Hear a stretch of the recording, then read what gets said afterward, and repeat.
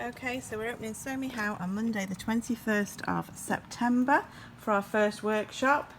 Here is our new workshop. We've set up 4 individual workstations. Everybody has their own hand sanitizer, sewing machine, sewing kit, anti-back wipes. There are screens on the desks, you can just about see them I think, separating each workstation.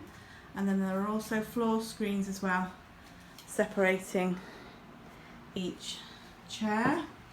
So if we go through, you can see this would be your workstation with your individual ironing board, sewing kit, ruler, cutting mat and sewing machine.